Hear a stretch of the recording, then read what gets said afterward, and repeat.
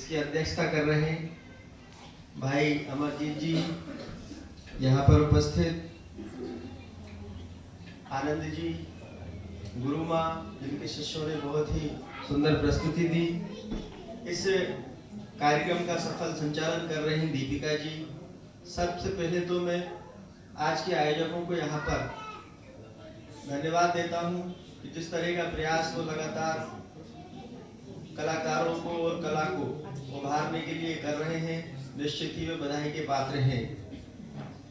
आज हमने प्रस्तुति सुनी तबले पर कार्तिक जी की और उनको संगत दी हारमोनियम पर दीपिका जी ने। जब उनकी उंगलियां थिरक रही थी और उनसे जो नाद उत्पन्न हो रहा था, वास्तव में ऐसा आभास हो रहा था कि हम उसी संसार में खो गए हैं, उसी वातावरण में खो गए हैं जो परम आनंद की अनुभूति कराता है।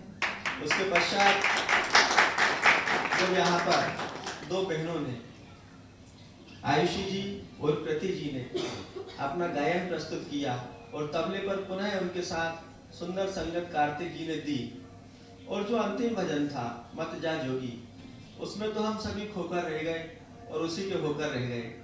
मैं यहाँ पर उनकी जो गुरुमा है उनको भी धन्यवाद देता हूँ, प्रणाम करता हूँ कि उन्होंने इतनी अच्छी शिक्षा अपनी शिष्याओं को दी है, शिष्यों को दी है कि वो संस्कार भारती जैसे एक देश के जाने माने प्लेटफॉर्म पर अपनी प्रस्तुति यहाँ पर दे रही हैं और सबको मोहित कर रही हैं। वास्तव में कला और जो कलाकार होते हैं वह समाज का दर्पण होते हैं। दर्पण अच्छाई भी दिखाता है, चेहरे की सुंदरता भी दिखाता है, और अगर कहीं कहीं कुछ कमी रह गई है तो उसका भी आभास हमको कराता है। कला और कलाकार समाज में क्या चल रहा है, समाज क्या सुनना चाहता है, समाज क्या देखना चाहता है, समाज को हमें क्या परोसना चाहिए, क्या दिखाना चाहिए, उसका एक प्रतिबिंब होता है। और जब संस्कार भारती जैसा मंच हो, संस्कार भारती जैसा बैनर हो, वहाँ पर इस तरह के आयोजनों का हम श्रृंखला देखें और देखने को मिले तो आप निश्चित मानिए कि जो संस्कार नाम होता है वह इस कला के माध्यम से समाज को अपने आप में पिरोता चला जाता है। तो संस्कार भारती नगर, प्रदेश और देश में, छोटे छोटे जिलों के छोटे छोटे कस्बों में, सभी में अपने तरह का अद्भुत और अनूठा काम कर रही है। हम संस्कार भारती के इस कार्यक्रम में आकर अपने आप को